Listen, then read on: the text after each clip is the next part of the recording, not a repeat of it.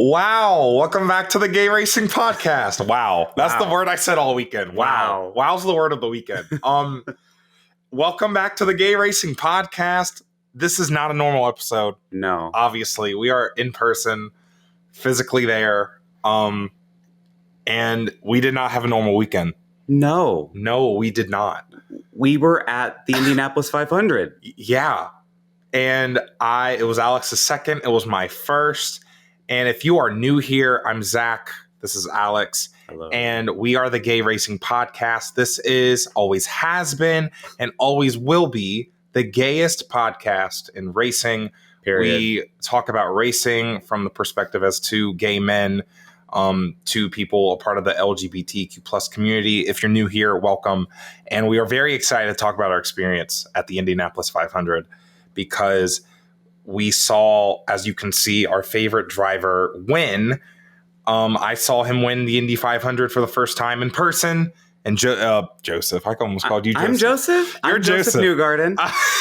Alex has been to two Indy 500s, and he saw Joseph win both of them. So back to back, baby. And I was back. very jealous last year of you getting to see that. But I came this year, and I don't feel jealous anymore. So You have to feel all the emotions. I cried a little bit.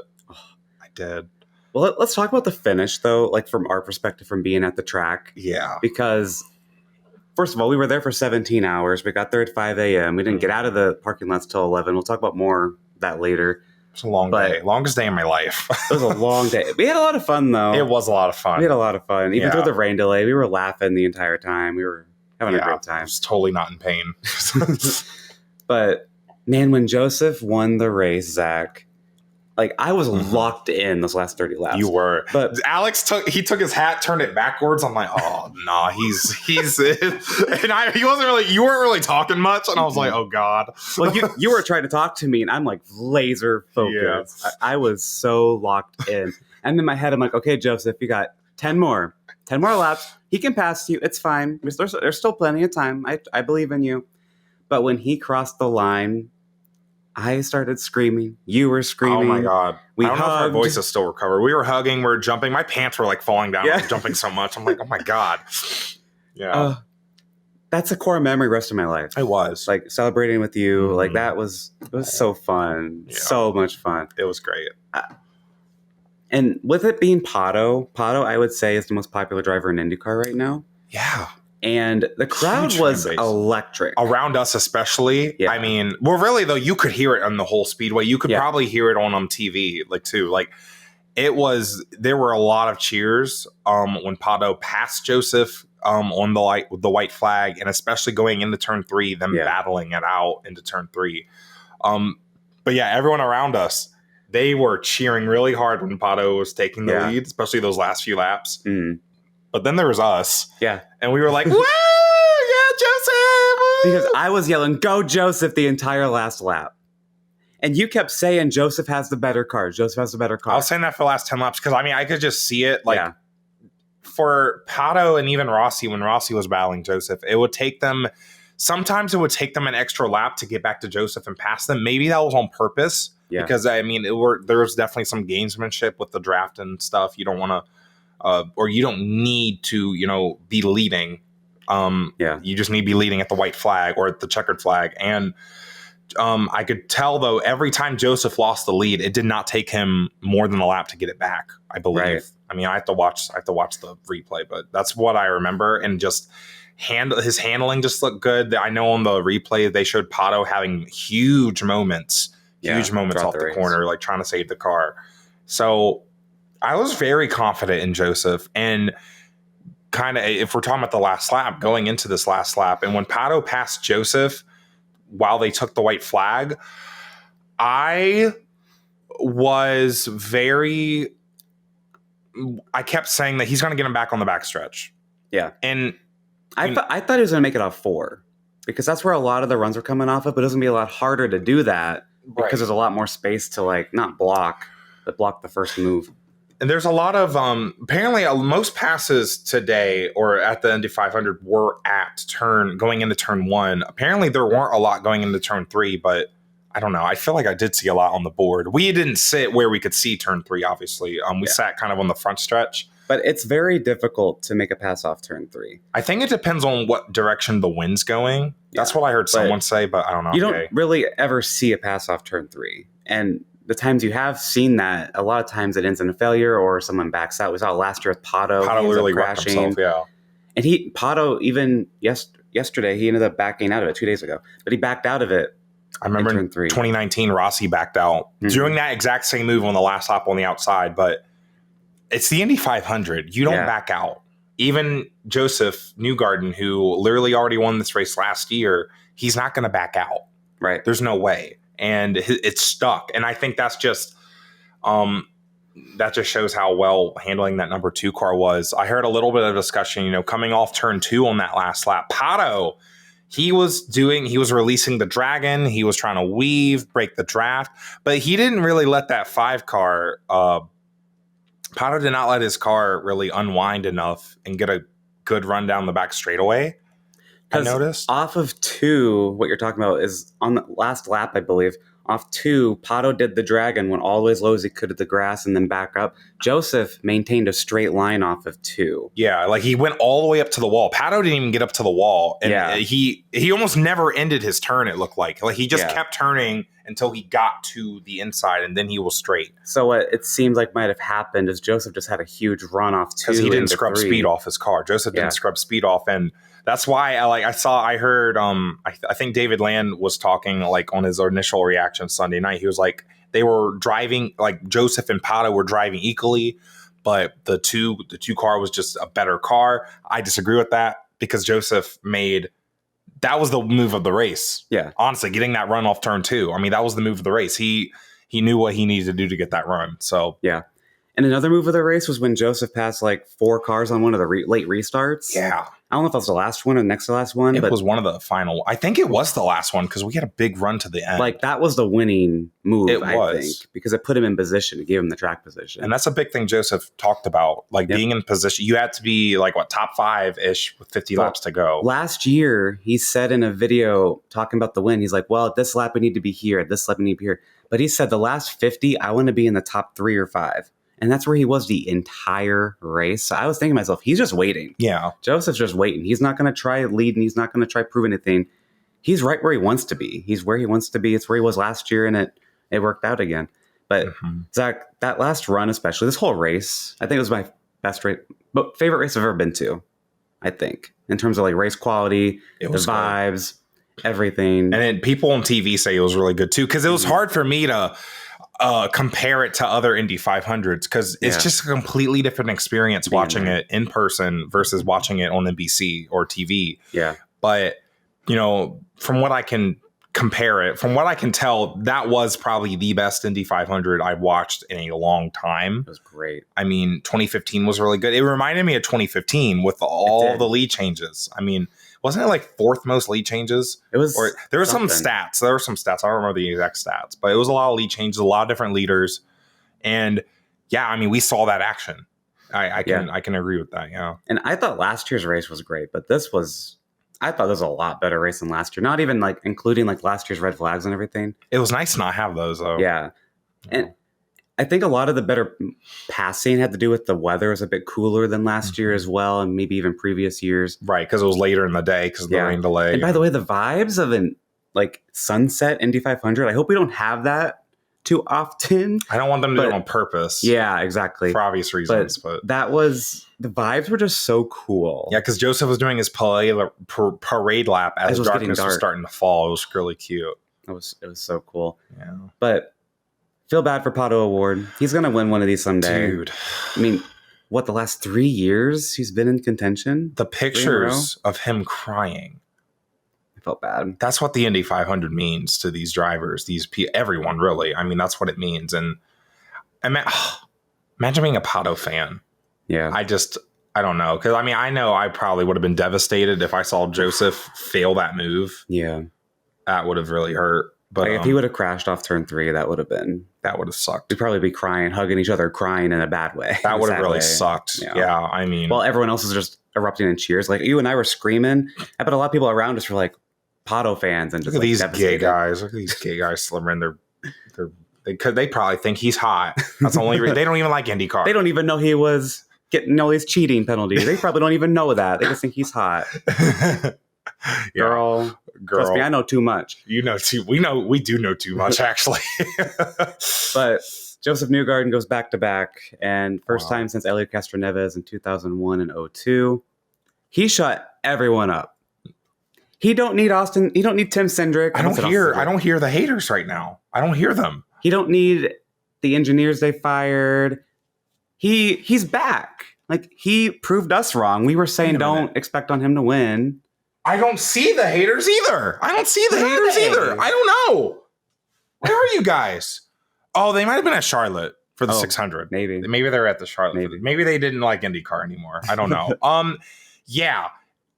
That's exactly what Joseph needed. And I was kind of, I had a little bit of a fanfic like earlier in the month. I'm like, man, Joseph, he could win the 500, be like, yeah, I'm the best. Y'all suck. You can call me a liar, an a-hole, and now a 2-time champion of the Indianapolis 500. Period.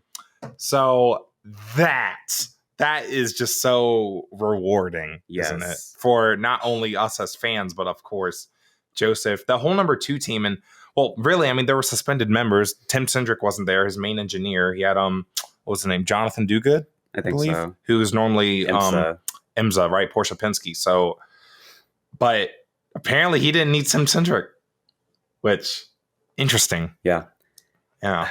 He cements himself, Joseph does, as one of the greats of all time. I think he already had, but he has now 2 Indy 500s, 2 IndyCar championships, and he has 30 wins. There's only like 6 other guys that have done all 3 of those things. It's hard for us. It's remarkable. It's hard for us to, could we hear, Scott Dixon's great. Alex Palou's really great, right? Because he's just been having an amazing run these last few years. It's just for us, I feel like it's been hard. Or rather, I felt like that Joseph doesn't get the credit that he deserves. Now, maybe that's just, we think the world of Joseph. So maybe it's just, we don't see people talking mump like that. Because, that's, who cares? But I think now definitely. I mean, even last year when you win an Indy 500 and two championships and now 2 Indy 500s, he is one of the greats.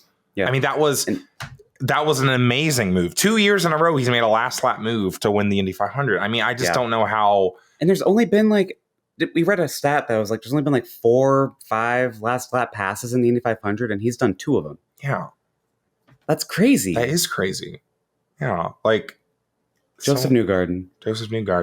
I don't even know what else to say. I mean, and in terms of, obviously we're not here to talk about the championship at, Indy 500 week, but he's still the king of ovals. Yeah. As we can see. I mean, he's only lost 1 oval race in the past, 2 seasons ish, So, he's going into the rest of the season. He has a lot of ground to make up with, the points penalty or the penalty at St. Pete, getting disqualified. And he's had some rough races at Barber, rough race at the Indy GP, really rough race at the Indy GP. Yeah. So not only does this win kind of shift the momentum, gives him some points. He's now 7th in points, 60-ish points back. There's a lot of ovals at the end of the season. And that's kind of what he's kind of needs to do now is get himself in position. And if he's in position before that stretch of ovals, we could be looking at a 3-time IndyCar Series champion, but no one cares about that this week. Not right now. Because the Indy 500 is bigger. It's bigger than the Series. It is. I mean, so many people at the track. We'll talk about that later with my kind of experience. But yeah, Pato. I feel so bad for Pato. We touched on that. Yeah, so sad. But man, this race was just fantastic, start to finish. I mean, there were a lot of cautions at the start, which was kind of slow to get going. It's we waited. There was a 4-hour delay, and it was a little frustrating at the start. But once they really got going, they got a run going. It was very, very impressive. Just the amount of passes, the quality of the racing, and there was no dominant car. Scott McLaughlin early looked like he had maybe the best car, but. Yeah, I think, and part of that might have been the fuel saving because there was a lot of fuel saving going on. Oh, and there was different strategies too. Stingray Robb led the second most laps in this race. Yeah, there was a lot of and Connor Daly too. They kept staying out under caution, and then they would pit but stay on the lead lap. So essentially, I mean, they had a really good time keeping up track position, leading laps, and that was it. I lost it a little bit with not being able to watch it on TV, but you could just kind of figure it out. Like the hardest part was like, I don't know when these guys are going to pit, because I knew the fuel window, but I'm like, when did they restart? But right, yeah, the racing, yeah, that.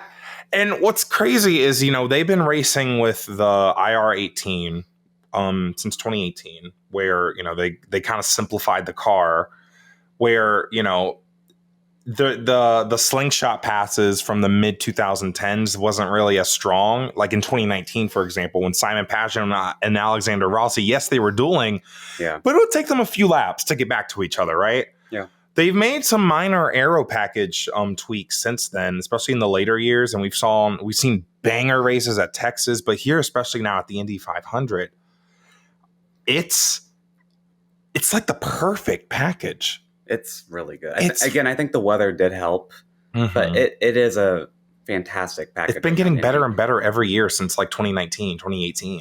And it's really impressive. That's really the thing, is that for IndyCar to grow, like we've talked about that before, they really do need to market the rest of the series as well. But we really need an oval race after the Indy 500. We need more oval races, period. But definitely in general, an oval race after the Indy 500, kind of comparing it to, how NASCAR has Atlanta Super Speedway as the second race after the Daytona 500. Yeah. And because here's the thing. I mean, everyone thought that race was good. We are looking on Twitter and everyone thought that race was good. And I saw a lot of people clamoring for more ovals. And especially if you're competing against NASCAR, and I use competing as I use that very loosely, because really, we should be working together. But NASCAR fans eat up oval racing. Yeah, obviously. And do you know how many NASCAR fans would watch more IndyCar if there were more ovals? Well, when I was a kid, I only really watched the oval races, right? Yeah. And I think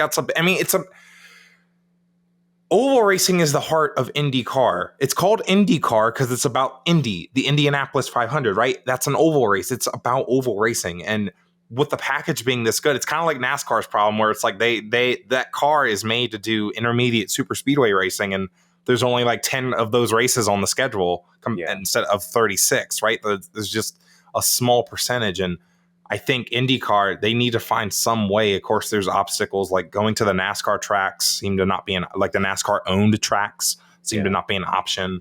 That limits them to SMI. A lot of those are either have bad history with Vegas, or they're just more short ovals, which we don't need more short ovals. Yeah. We want speedways, right? And this quote from IMS President Doug Bowles said that 70% of the Indy 500 fans don't follow or watch IndyCar the rest of the season. Yeah. So I really think after what we saw with NASCAR, doing Daytona 500 and then doing Atlanta, that actually kind of was a really good idea, because it kind of gets you into the season. It's the same kind of racing. Then it's like, I might start watching every week. Who knows how many people actually did that. But I think it's a great idea. Let's slide Texas into that post-Indy Texas spot. Right after Indy would be fire. Yeah. It really would be. Or I know Michigan's an ISC NASCAR track, but if they're going to Detroit, go up to Michigan, something like that. I know they used to do Milwaukee, but I feel like a super speedway right after Indy would be a really good move. Yeah. So a short oval would be fine too. It'd be whatever. But just more ovals in general. I love how they're ending the season with an oval. Start the season with an oval, just make it an oval. I don't know, not primarily oval, because there's definitely value with the street and road courses. But that's a bit of a discussion for another day. But I mean, just that race was great. Fantastic. It was fantastic. Slay of the week to IMS, in my opinion. Slay of the week, yeah. Love that track. It's a great racetrack, great race, great series. So let's get into the race a little more. We have two more points we'll mention before we talk about our experience. Zach's first time there. Honda. They had a lot of problems in this race. Scott Dixon looked like he might. Yeah, see? Chevy. You don't got to worry about Honda probably here. But Honda, they were like first of the 7 cars out of the race were all Honda. And then Colton Herta looked like he had the best Honda, potentially race winning. Scott Dixon looked good later, but Colton Herta crashed out. And he really threw that race away. We were just watching the replay of the race, and not only did he make a mistake and spin in turn 1, but he got out of the car, and seemingly the only damage to his car was the front wing. Yeah. Which he could have possibly drove off from that and just get a wing change, stay on the lead lap, and he's back in it. And he had a good car. He could have climbed through lap traffic or traffic. So yeah. But yeah, Honda, they had a lot of engine problems, which, I like how David Land had a point of, he loves seeing the engine manufacturers push it to the limits. It kind of brings back that old school vibe of, reliability means a lot. We want to see the engine manufacturers try their best, but at the same time, while that might be, David Land's opinion, generally in the public, that doesn't look good, right? Yeah. To have your engines fail. Reliability issues, it really does show, though, that, he's right. That's the spirit of the race. They're putting 110% effort in, and if that means we want to see that expires, it was worth it. It's for the biggest race in the world, the Indy 500. Yeah. Like, it's fine. And that's in the DNA of this race. So yeah, that was a very interesting, side point. Oh my gosh, because I was Herta's engine's probably going to blow up. And then I think you said before the crash happened, he's going to crash, though. And the guy sitting next to me was a Colton Herta fan. Yeah, Gainbird jersey on. And when he crashed, Zack loudly goes, "Of course he crashed. He always does." You said something like, "Am I wrong? You're not wrong. Am I wrong? You're not wrong. I agree with you." But I felt bad because this guy was beside me. I tapped him on the shoulder. I'm like, "Hey, I'm sorry, man. He looked really good." Colton sorry did. for my friend. Because I was about him. Wasn't I at the bathroom or something? I think I went to the bathroom after that. Now, you were there when I said that. Oh, really? Oh. But I must have still been yapping. Colton Herta sucks. Boo Honda. But I was like, hey, he looked really good, man. I'm sorry about that. He did, though. He did. But that's a classic Colton Herta. Throw the race away. Sorry. Yeah. And also, before we talk about our experience, Alexander Rossi seems to be back, by the way. Oh. He looked really good. He was really good, yeah. You're right. He was cool contending. He was battling Joseph for the lead. I think he was probably the best contender that Joseph had. Pato snuck in on the inside going into turn 1 while Joseph was passing him, while Joseph was passing Rossi, I believe, and that kind of ended Rossi's chances because he couldn't really get back up there, I guess, with all to double the dirty air behind 2 cars. So, but it was a great showing. Yeah. I wouldn't say he's back. I don't know. This was the Rossi of old, though. I've seen that in a while. He wasn't very competitive at the 500 last year, I feel like. We didn't really see him much. No. So hopefully we see more of it, because I would like to see Rossi, he's still pretty good, high up in points, I think. Somewhere in the top 10. So we'll see. Jesus Lord, this microphone. Oh my God.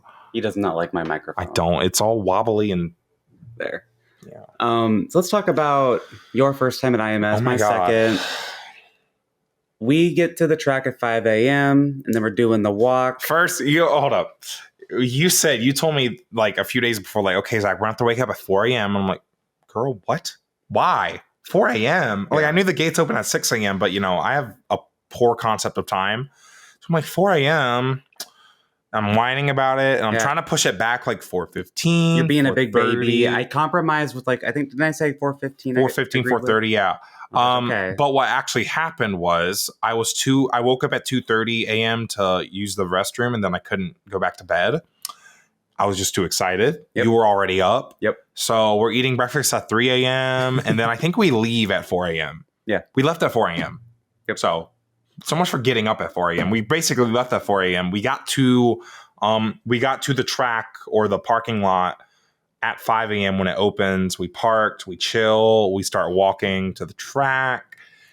I'm kind of getting my first taste of You were getting speedway. Super excited when you started seeing the flags on the grandstand. You could see it in the distance. That was the first thing I saw, I think, the flags. Then you saw the pagoda. I saw the pagoda. And I'm like, that's the pagoda. And you're like, that's the pagoda? I'm like, that's the pagoda. That's the pagoda. Oh, my God. I was just explaining, we are in the middle of a neighborhood. I was pointing out the houses. Yeah. It's hard for you to envision that unless you're there. Yeah. So it was very cool. Mm-hmm. Man. So we get to the gates, right? Mm-hmm. And what was your thought process? Because the cannon eventually goes off, And they're playing the super dramatic music, which I did not hear last year because I wasn't close enough to like the front of the line. Yeah. We were pretty close to the front of the line. We got in like pretty right away. Well, but, yeah. But we get there. What were your thoughts during that? Because I was getting hyped. I don't even know. There's some people like talking to us, just random people that were talking to us a little bit, and they were they were just chatting us up. They were talking about Larson, and the cannons went off, fireworks went off. I don't really know if I had a reaction to it. The music, though, I didn't expect the music, and then like the amount of people as well. Like I expected a lot of people, but it's still, the racetrack felt alive at 6 a.m. It did. And it felt alive the entire day. And it got to a point where the crowds, I'm just like, this is a lot of people. I've never seen this many people in my life. And going into the gates, and I don't even know what we did first. We were trying to find our way inside the track. I think we ended up getting into the track through a tunnel, and then now, I don't know why I keep moving. I know. I like, when I'm normally at home, I'm always holding on to this. I'm like, but yep. Yeah, keep correcting me if I keep dragging it over. But we're walking. What really got me is the closer we got to the Pagoda, I'm like, oh my God, it looks so awesome. It's like playing an open world game, and you see something in the distance, and you keep traveling to it. I gotta go there. Right? Yeah. And then we start walking on the road course, like the backstretch of the road course. I think it's called the Holman Straight. And I'm like, oh my God, there's the curbs of the road course in real life. They're so bumpy. Yeah. That's the curb that NASCAR messed up when they were here. And we're walking on the racetrack. It's a racetrack. And I'm like, oh, this is so cool. And it was a beautiful morning. It was gorgeous. It was a little chilly at first, but once the sun started coming off, it was a perfect morning. It was the so birds beautiful. were singing, like it was just beautiful. God, it was beautiful. And we made our way to Pagoda Plaza. I don't remember how did we get there? Did we go through something? Yeah, so we went through the fan zone. And you moved it back. I know. Okay. Having issues with the microphone, having it in between us. Yeah. But fighting. Went through Pagoda Plaza. I mean, like walked through the fan zone kind of quick. But then we learned from our friend Elizabeth Blackstock, who we ended up meeting. Love her so much. Slated week to Elizabeth, just for funsies. Love her. She's so cute. But we learned from her that you can, if you get there early enough, super early, you can walk onto the track for a minute. So we went over to the pit exit, start of turn 1. And that was crazy. Yeah. There's pictures on our social media. I got some cool pictures. Like I got like a picture of the front stretch, the pylon. I'm just like, this is the Indianapolis Motor Speedway. Yeah, we're on the Indianapolis Motor Speedway. This is the most famous racetrack in the world. Yeah. And I'm just standing on turn 1. I was like inspecting the safer barrier. I'm like, this is the kind of foam they use. And I'm like patting the wall. I'm like, oh, wow. Okay. That would be kind of hard to hit. Yeah. Yeah. Wow. It was so cool. Yeah. We took so many pictures together. Check out our socials. Like, I was just like, Zach, we need to take a selfie. Oh my God. It was so fun. And then we made our way back to one of my favorite parts of the day was just chilling in Pagoda Plaza. Yeah. I felt like I was I felt like an Animal Crossing character where I was just walking around this beautiful town and just there's the pagodas in front of me and the weather's beautiful and there wasn't too many people at that point. I don't remember what the smells were like, but like it was just I love how there's trees. Yeah. There's trees. We're chilling. We're sitting on like a step under a tree. So we had some people come up and talk to us. It was so chill. But as the day went on, more people come in, and it's just like it just keeps building and building and building. It's so cool. And we went to the Jeff Cluck's tweet up, and Zach was pretty nervous about going to that. Was I? I wasn't that nervous. I was like concerned because I'm like, you're very shy. You are. Like he's very chatty and yappy on here, but he can be I am a really shy person. Yeah. Like I'm very introverted. I'm a homebody. Like I'm just like, I don't know. I don't get out much. So I wasn't exactly sure what to expect. And I didn't want to like become a yapatron at the tweet up either, like embarrass myself. But it was chill. I loved listening to people. I loved listening to Jeff. They were we got there and they were just talking about Larson, obviously, and what the situation's probably going to be, if weather impacts the 500 and what that means for the 600 for Larson 600. And most of that ended up obviously coming true.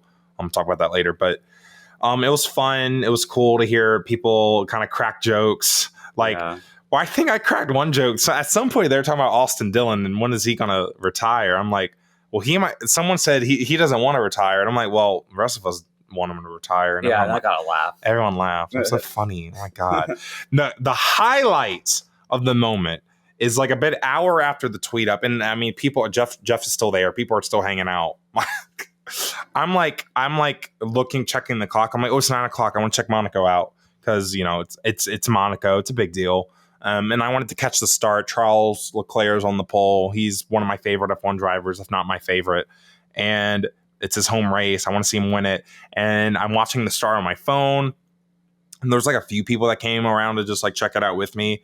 But then on lap 1, Carlos Sainz locks up his brakes and misses a corner. And I'm like, oh my God. He locked up his brakes. Jeff Gluck runs over to me. Runs over and looks at your phone. And then everyone follows Jeff. Oh my God. I had like so many people looking at my phone.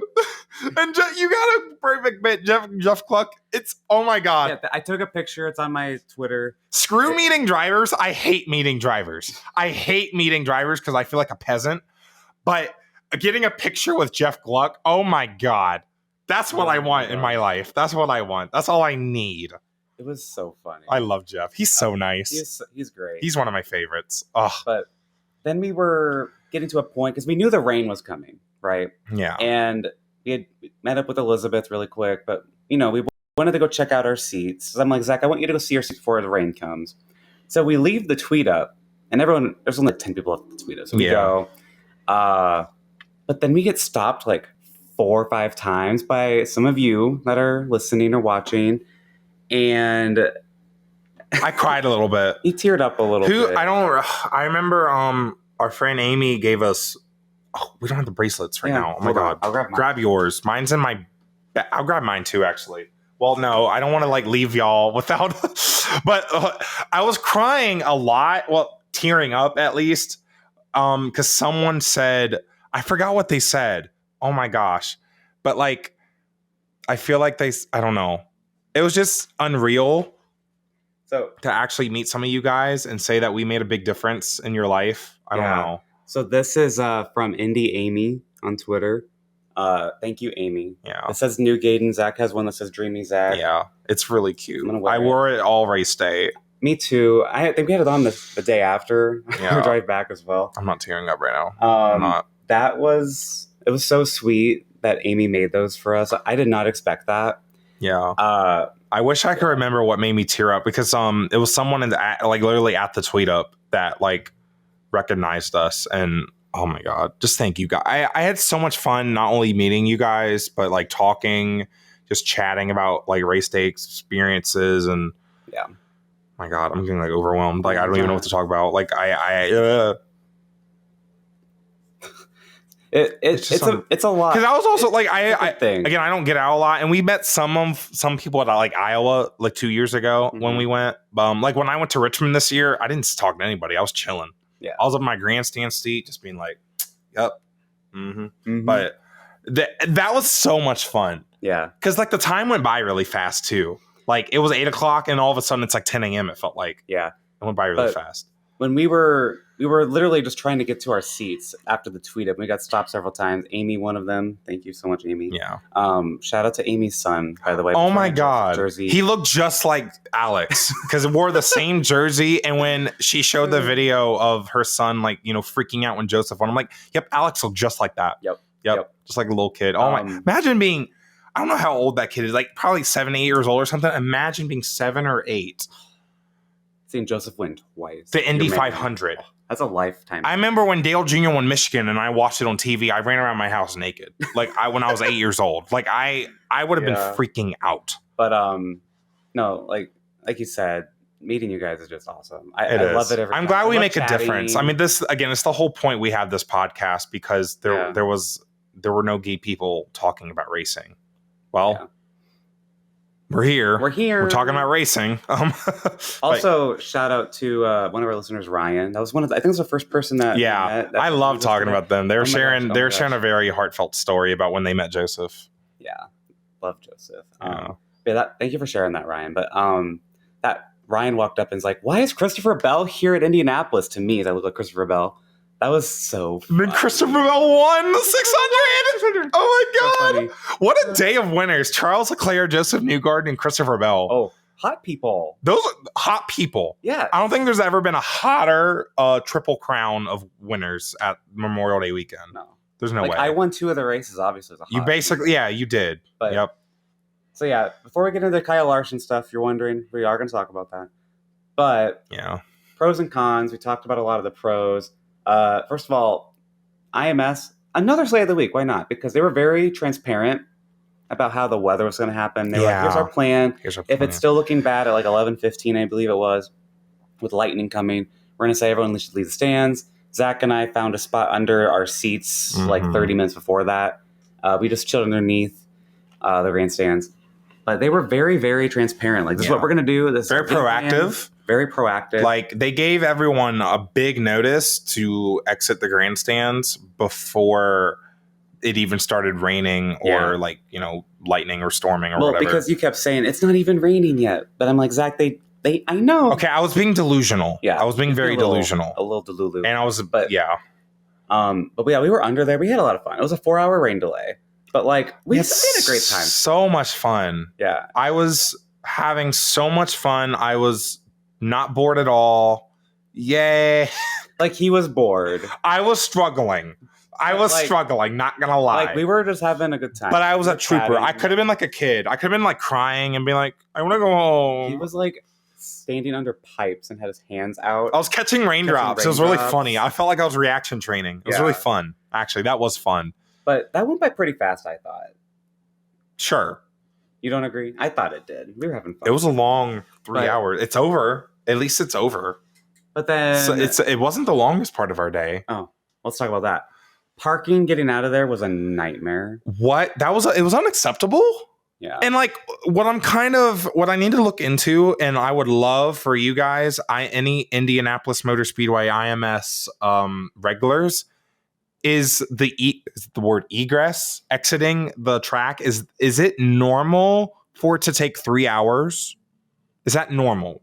Because we were in parking lot 1C. Yeah. So last year I was at a lot further away, and I thought this year I'll pay like $10 more. I went a little closer. I'm not doing that again. I think that made it worse. Last year I got out pretty quickly. And I watched the whole parade lap with Joseph last year. We did it again this year. But I left around the same time, minutes after the race at least. So I'm assuming that the weather had an impact on this as well. With because we weren't sure if people were directing traffic and I don't really think. And then when we got out, there were 2 people just standing there. They weren't really, and there was just they weren't really doing anything. So I'm I don't know. There's got to be, if this is the greatest spectacle in racing, the biggest racetrack in the world, you would think that would be better. And I get it. It's 300,000 people on the property. Yeah, I get it. It's going to be hard to get traffic. There's going to be traffic, but we were not moving for 2 hours. We didn't move for 2 hours. Basically, the entire rain delay for the NASCAR race. Yeah, we were still in the parking lot, and it started raining. And it started raining really hard, thunderstorms. I saw some people on Twitter getting really anxious about it because they had family at the track, and it could have been ugly, low key, if the weather was really bad. But I don't know. I'm guessing the key is that we need to park farther away. It made Zack pretty grumpy. I was really grumpy. He's like, I kind of wish you didn't even come. I'm not coming back. I didn't say that.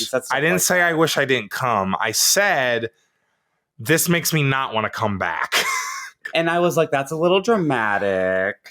And then the next day, you were all giddy and happy that Joseph won. So you got over it. Yeah, because I wasn't stuck in traffic, Alex. Yeah. I was not happy. And it's so I'm kind of reaching out to anybody that's listening.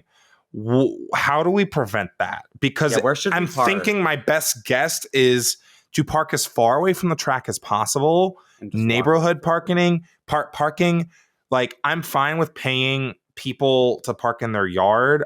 we just got to get cash, which is whatever. It's just cash. Yeah. But like, how does that work? Are they up at 5 a.m.? Yeah. Okay. I'm assuming.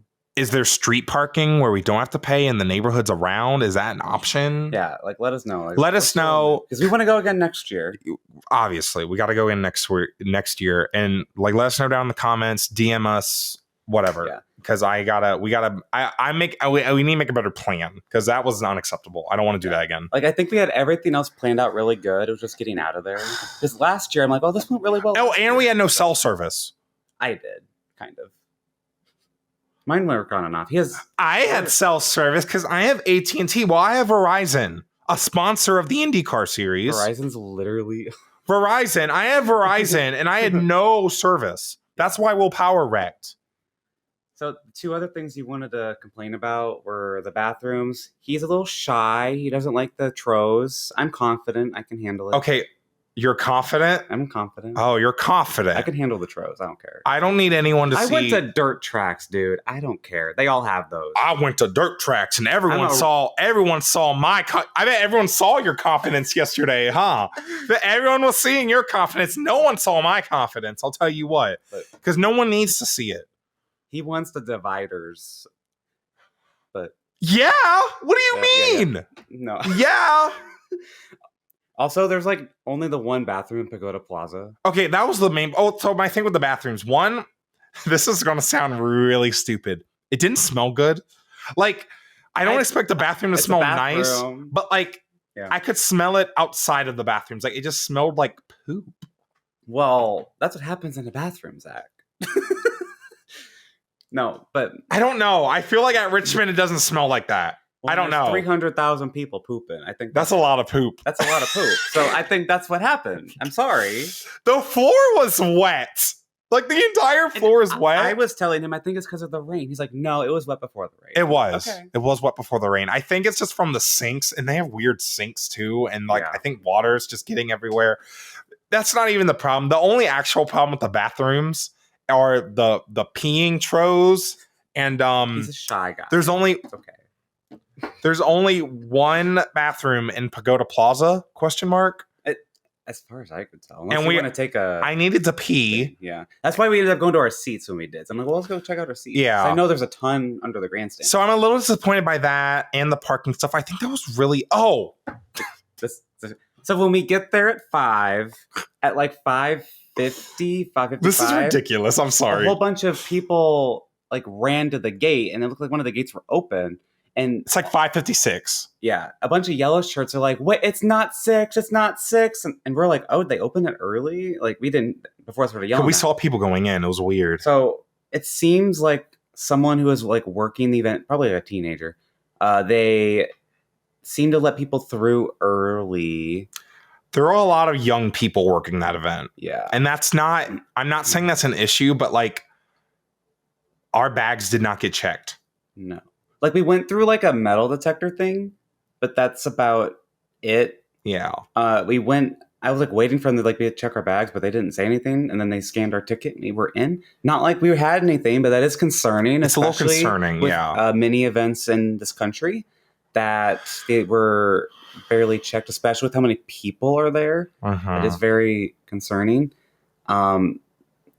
I really think that needs to be something that is strengthened because there's more security at Kansas Speedway, and there's not much security at Kansas Speedway. Right. They check my bags. There's a lot of security at Richmond too when I go. And I was just a little disappointed. I know it's a big facility and they need a lot of people. Yeah. It's just I'm a little disappointed with just I don't know. And like when we had to get to our section, like they wanted to see our tickets at first. Which was weird. Like, and then I was just confused. Do I have to show my ticket every time? I have to go to the bathroom and like bring it back? Like, but then like they were gone once the race started. I don't know. Yeah, once the race started, they were gone. That was really confusing to me. I don't know. But that was just weird. I don't know if they knew what they were supposed to be doing there. I don't know. But enough complaining. I know. I'm being a little bit of a boomer. I'm being an old man right now. We had a great time. Those darn teenagers. We had a great time in Indianapolis. So let's talk about Kyle Larson because we have not talked about him much yet. You were wearing a Kyle Larson jersey. You're obviously a Kyle Larson fan. I think you need some extra decorations up here. Some Kyle Larson maybe somewhere. I don't know. I'll have to get you some. We can put some Kyle Larson right here, maybe. Right? Yeah. Okay. Maybe. I'll work on it. If you get something cute and I like it, I'll do it. Okay. That's fine. We'll make it work. Yeah. So yeah, I was wearing the jersey. I was wearing the Larson jersey. I didn't know what was going to happen on Sunday. I knew he had a shot though, because he was looking good all month. He was running. He had some mistakes earlier in the race. But the main story, I guess, was, we're going to talk about his race. Let's talk about his Indy 500 first, I guess. Yeah. Before we get to, the other stuff. But so he started 5th, he qualified 5th, and was really impressive all day. Like, the two things that he had not really experienced yet in the month of May were restarts and green flag pit stops. And those are very different from NASCAR. They restart off of 4. They don't really do it. They don't have a restart zone. They don't really have a proper restart zone. But so that kind of got him. The first 2 or 3 restarts, he was getting swarmed. Like that one restart, he was getting 4 wide. He made a little bit of contact with somebody, and it was something with his shifting. But what I was really impressed with is that he didn't keep dropping. He ended up gaining a lot of his track position back to where he was running 6th, kind of near like lap 130, lap 150. So he impressed me there. He looked speedy. He was keeping up with the leaders. He had great track position. He didn't really have any big, huge moments. So that really impressive. What killed his day, of course, is the speeding penalty. And I saw him lock, because we sat right in front of pit entry. Mm-hmm. I saw him lock his brakes up, and I'm like, oh, that's probably fine though, right? You were pointing, yeah. And then it costed him a speeding penalty, or it gave him a speeding penalty. We heard it on the intercom, and yeah, I wasn't that upset, because I'm like, well, that checks out. When a caution came out a little bit after that, he gets a wave around, and you were screaming. You're like, wave around, yeah! I was so delusional. People were like looking at you. Were they? Yeah. People, the row in front of us, they were like looking back. They were like, why is he so excited about a wave around? I don't know. Maybe it's because I was wearing a Larson jersey. Yeah, we were surrounded by a lot of older people, and we were like, hyped up. So they were like, we've been here for 40 years. Like, calm down. Yeah. But whatever. There's a lot of old people there. That's another thing. We'll get into. Maybe we won't get into. I don't know if there's much to say about that. There were just a lot of older people. Well, it goes into like the history of the event, because those guys have probably been going there for 40 years. Yeah. Like literally. And that's like, you don't see that many old people are at like a NASCAR race, I feel like. Yeah. But I thought it was kind of cool. But yeah, Larson. Kyle Larson, it's a little unclear for sure if he's doing it again next year. It sounds like he is. Like he has a contract. But it's not confirmed if he's coming back next. Like, because Kyle said to the media, like, he really wants to come back next year, except at the banquet last night. I'm thinking it's something that's up to Jeff Gordon and Rick Hendrick. Yeah. So I do think he will come back next year, especially after how this went. I think he did really good. He really impressed. And we'll be there, especially if Larson's there. I gotta be back. But, run it back. But look, he really was doing good. He was running 6th. I mean, he was in position. Penalty. He was going to be a part of that battle for the win. There were like 7 guys that could have won this race. McLaren were doing really good team fuel saving strategy too. And if he would have just had a clean green flag cycle, I don't know. Yeah. And so Kyle Larson, he, of course, obviously chose the Indy 500 over the Coke 600. We'll talk about the 600 tiny bit. He was declared the 2024 Indy 500 Rookie of the Year. That is well deserved. Because that's not just about highest finishing rookie. That is about your overall impact on the race throughout the whole month. Obviously, Kyle. And people are like, oh, it should just be renamed to most popular. Well, it is kind of a most popular thing, but that's important. Yeah. He was the storyline of the whole month. People all over the world were talking about this guy. Yeah. Like, he was a big deal. You can't not pick him for Rookie of the Year. A lot of Formula One people watch the Indy 500, and a lot of them don't know who Kyle Larson is, but they do now. That's a huge deal. Yes. But shout out though, Christian Rasmussen, because he did a really good job. He really impressed. We were talking about in the rain delay, like, who's a dark horse, and I said Rasmussen. He looked really good in practice. He did. I didn't think he would win. He didn't, but like he was in the top 10 here and there on and off the race. But I guess with that, Kyle Larson did not get to do the Coca-Cola 600. We'll quickly talk about that a little bit. The waiver discussion's stupid. I don't even want to get into it. Zach and I agree. Like who? Well, let's get. I mean, he picks the Indy 500 over the Coca-Cola 600. The Indy 500. Duh. I don't think people understand that. If someone is saying that he should not get a waiver for missing the Coke 600, they don't understand what the Indy 500 is and means. That's end of discussion. It's the Indy 500, and like I don't care. End of discussion. And he's also still like only 6 points behind Denny Hamlin or something. Like, it's fine. And my point that I've been bringing up is let's say 20 years ago when NASCAR had either a full season, let's pretend NASCAR had a full season championship, right? Mm-hmm. Does Larson miss the 600 if there's a full season championship? I'd say the chances are a lot less likely. Yeah. A lot less likely because then, points are very, very important. But that's not the world we live in. We have the playoffs, and that's what that whole thing's about, the playoff waiver. And it's just like, well, the playoffs are the reason Larson's choosing the Indy 500 over the 600 in the first place, which maybe that's why people are like, well, then he shouldn't be in the playoff. Really? You want to ruin his whole season? Well, like, he had full intentions of doing the 600. He can't control the weather. He literally got to Charlotte. And like, they have spent so much money and effort and time into that Indy 500 program. Hendrick Motorsports has. Rick Hendrick was at the Indy 500. I don't want to get into this because it's just so dumb. Yeah. We were listening to the teardown and we were. My main point is Larson missed it because it's the playoffs and he doesn't need every single little point. Yeah. Right. But now, is this still going to cost him? It might. It could. That's a risk. It might. It could be a consequence. We'll see later. It might not matter. It might matter. That's kind of a beauty and a curse of the playoffs. So, but I don't know. Thank God Kyle Larson didn't do that race because it got didn't even do the whole 600. At least Indy 500, they got all 500 miles in. And he did. And Larson did great. I mean, he got very valuable experience. Yeah, and if he comes back next year, I think he could actually contend for a win. Top five definitely. He's learned the mistakes now at Indy. I think he's going to come back next year because he was running really good. He really could come back next year and contend. But Christopher Bell won the rain-shortened race in Charlotte. A lot of people are very, very mad at this race.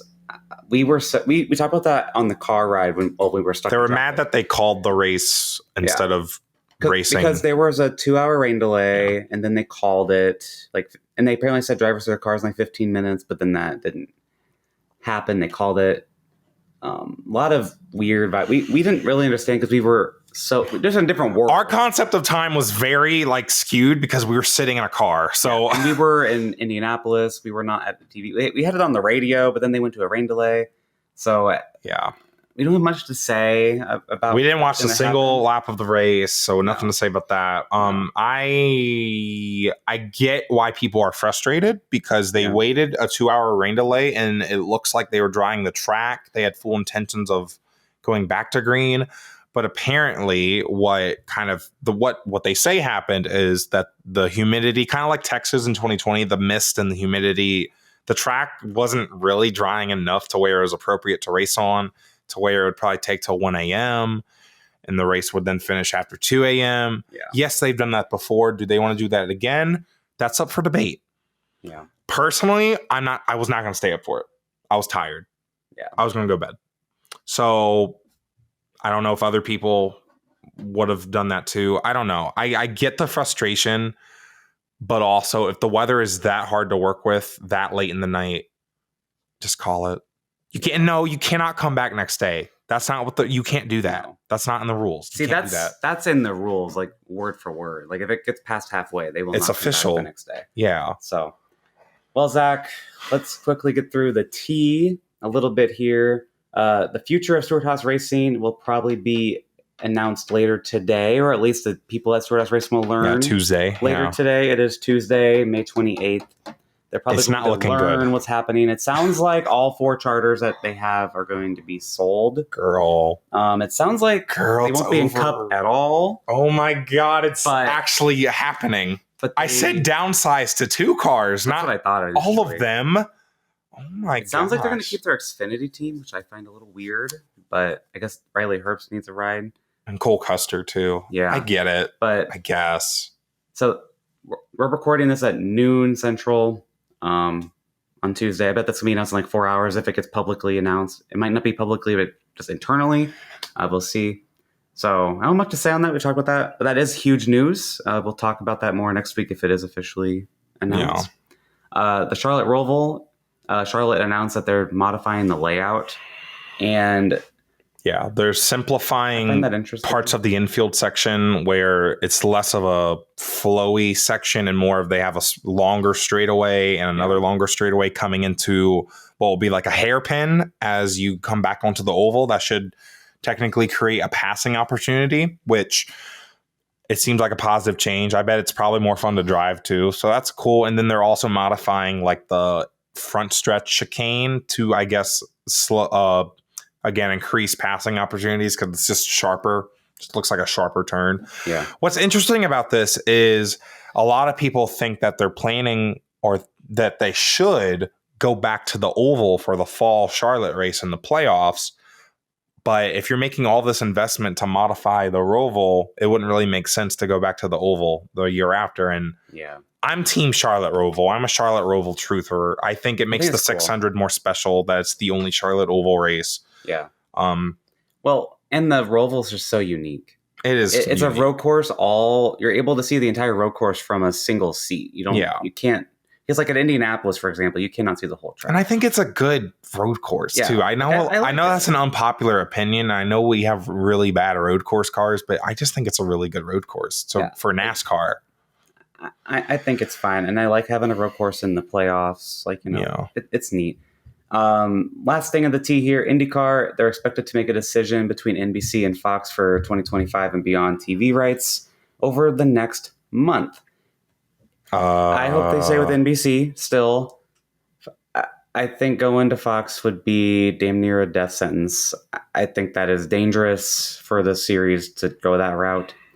NBC, we're like halfway through our rewatch of the Indy 500 right now. It's been a fantastic. Listen, Lee Diffie was on it this month. He was so on it. The entire month, really, from NBC was just phenomenal. Qualifying was one of the best broadcasts I've ever seen. Do we want to see ghost cars and comic book pictures? And I know there's more into, there's a lot of money involved. Bad camera angles, bad production. The commentary they're not going to care about the series outside the 500, to be honest.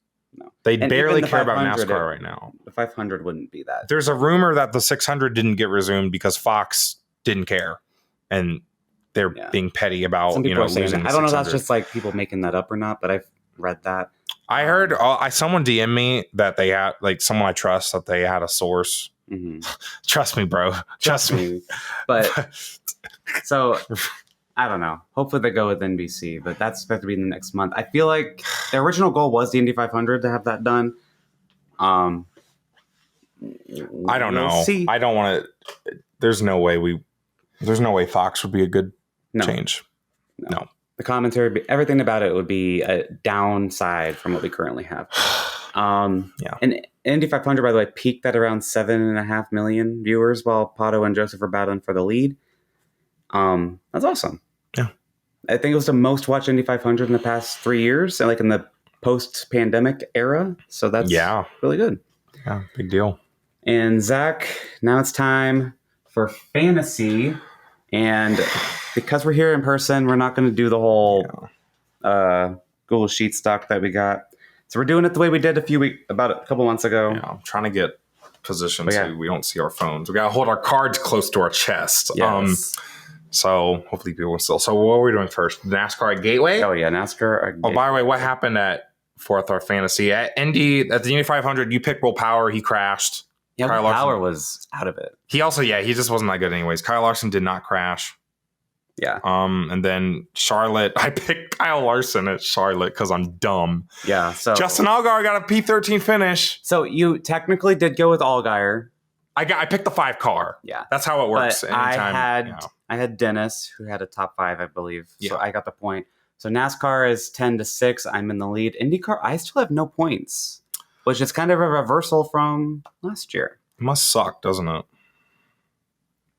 Not that I know what there's it's still like. Time in this season. Okay, Alex. That's what I said last year. and it didn't work. I have my pick ready. I have my pick ready for NASCAR. At Gateway. Are you ready? I am ready. 3, 2, 1. We're going to show the camera. Ooh. What the hell are you picking Kyle Larson for? Kyle Larson. Why would you pick Kyle Larson? Because he's going to win. No, he's not. He's like mad that he didn't get to do the 600. He's not winning at Gateway, sweetheart. Not the doubters out here. We just swapped picks from last week. Okay. He's not winning at Gateway. I don't see him winning at Gateway. I just don't see it. I don't know. Really? This is the king of aero blocking. So, yeah. I think Larson's going to be like, yeah, I'm back from Indy, and yeah, I'm going to win. Like, I'm the greatest. Well, I think Denny Hamlin has like gotten a bunch of top 5 finishes in the last 4 races. Yeah. So Denny was my second choice. I thought you would go with Larson. No. Wow. Now watch him win. Yeah. That tends to happen. Yeah. I hate when he picks Larson. Okay. I have my IndyCar. I'm not even a real fan. IndyCar Detroit. Oh. Yep. I got a pick ready. I bet you do. Who's in the field, Zach? You gonna go Stingray Rob? Stingray Rob led some laps at the Indy 500. Sorry, I'm like, I picked an article that had a picture and then took me to the article. All right, I'm ready. Okay. All right, 3, 2, 1. Alex Palou. Alex Palou. Okay. That's typical. Can't do that. I got another one.